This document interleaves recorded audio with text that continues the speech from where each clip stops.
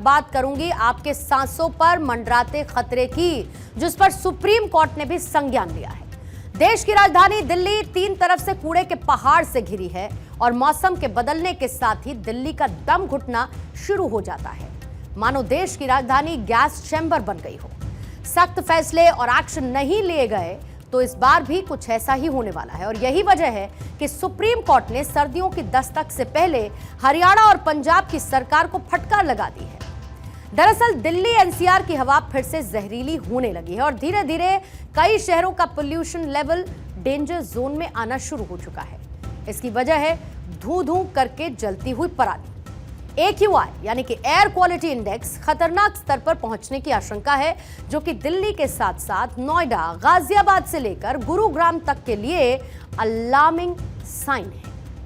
पराली जलाने को लेकर सुप्रीम कोर्ट ने केंद्र सरकार के commission for air quality management यानी कि CAQM के साथ साथ पंजाब और हरियाणा सरकारों को भी फटकार लगा दी है। दरअसल सुप्रीम कोर्ट ने CAQM को बिना दांतों का बाघ बता दिया। कोर्ट ने कहा पंजाब हरियाणा की सरकारों ने पराली जलाने वालों के खिलाफ एक्शन नहीं लिया। CAQM पंजाब हरियाणा सरकारों के अधिकारियों के खिलाफ कार्रवाई करे, ये कहा सुप्रीम कोर्ट ने। जस्टिस अभय S. ओका, जस्टिस एहसानुद्दीन अमानतुल्ला और जस्टिस ऑगस्टीन जॉर्ज की बेंच ने कहा है कि दोनों सरकारों को एक्शन लेने के लिए पहले भी कहा गया था, फिर भी अभी तक कुछ नहीं किया गया है। आपको जानकर हैरानी होगी कि पंजाब में पिछले 3 साल में एक भी पराली जलाने का केस दर्ज नहीं किया गया। वायु प्रदूषण को लेकर सुप्रीम कोर्ट की चिंता क्यों वाजिब है, आंकड़ों के जरिए आप समझिए।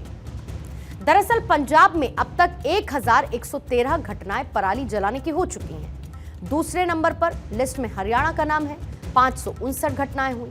वहीं उत्तर प्रदेश में अलग अलग जगह 528 जगह पर पराली जलाई गई।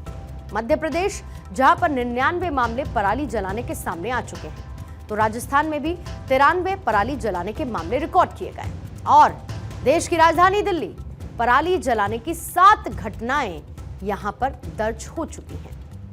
साफ बात है कि दिल्ली की हवा में जहर घुलना शुरू हो चुका है और इस जहर को आप और हम महसूस कर सकते हैं। ये जो स्मॉग की चादर है और इसमें लिपटा हुआ जो प्रदूषण है, वो आपके और हमारी सांसों को नुकसान पहुंचा रहा है। इधर कोर्ट ने भी अपनी टिप्पणी करते हुए दोनों ही सरकारों को कहा है कि आप चाहते हैं कि दिल्ली के लोग प्रदूषण झेलते रहें। सुप्रीम कोर्ट ने सुनवाई के दौरान पंजाब और हरियाणा के चीफ सेक्रेटरी को तलब किया था। कोर्ट ने कहा कि दोनों अधिकारियों से नाराजगी जताते हुए पूछा कि पराली जलाने वालों के खिलाफ केस चलाने में क्यों शर्म आ रही है पंजाब और हरियाणा सरकार को। सुप्रीम कोर्ट ने हरियाणा और पंजाब सरकार को 1 हफ्ते का वक्त दे दिया है। कोर्ट ने सख्त रुख दिखाते हुए यह साफ कर दिया कि अगर एक्शन नहीं लिया तो हम चीफ सेक्रेटरी के खिलाफ अवमानना का मामला दर्ज करेंगे। सुप्रीम कोर्ट में आज सुनवाई के दौरान इसरो का भी जिक्र हुआ। सुप्रीम कोर्ट की बेंच ने कहा कि इसरो आपको यह बता रहा है कि आग कहां लगी थी और आप कहते हैं कि आपको कुछ मिला ही नहीं। कोर्ट ने अपनी सख्त टिप्पणी में 2 टूक ये कह दिया कि पराली जलाने वालों के खिलाफ फाइन सिर्फ नाम मात्र है और प्रदूषण रोकने के लिए काम सिर्फ कागजों पर दिखाए जा रहे हैं। उधर हरियाणा और पंजाब ने भी सुनवाई के दौरान अपनी अपनी दलीलें रखी। पंजाब सरकार की दलील यह थी कि केस चलाना संभव नहीं है। पंजाब के अधिकारियों का मानना है कि लोग नाम मात्र का जुर्माना भरते रहेंगे, वो कुछ हजार रुपए देंगे और पराली जलाते रहेंगे। बहरहाल देश की सर्वोच्च अदालत ने लताड़ लगाई तो विपक्ष में बैठी कांग्रेस को भी बैठे बिठाए मुद्दा मिल गया। प्रदूषण के मुद्दे पर दिल्ली कांग्रेस के नेता आम आदमी पार्टी और बीजेपी की सरकार को कोसते हुए नजर आए हैं। सुनिएगा। आपको और हमारे सबके सामने ये बात रही है हमेशा कि जब जब वातावरण दूषित होता है तो ये दूसरों के ऊपर इल्ज़ाम लगाना शुरू कर देते हैं और उसी क्रम में आप फिर क्योंकि इनके पास पंजाब में खुद की सरकार है, लिहाजा वो उनको तो दोषित नहीं कर सकते, लेकिन निश्चित ही चाहे वो हरियाणा की सरकार हो चाहे यूपी की सरकार हो, अब उनके ऊपर दोषारोपण उनका शुरू हो जाएगा। प्रदूषण पर सुनवाई के दौरान commission for air quality management की तरफ से ASG ऐश्वर्या भाटी पेश हुए। पंजाब सरकार की ओर से एडवोकेट जनरल गुरमिंदर सिंह पेश हुए। सुप्रीम कोर्ट के अंदर किस तरीके से सवाल जवाब का सिलसिला चलता रहा, आपको सुप्रीम कोर्ट के अंदर दी गई दलीलों का भी जिक्र कर देती हूं। दरअसल क्या हुआ ये आप समझिए। सबसे पहले बेंच ने कहा, पंजाब सरकार ने 3 साल से किसी पर केस क्यों नहीं चलाया? तो पंजाब ने इसका जवाब यह दिया कि हमने फाइन लगाया है।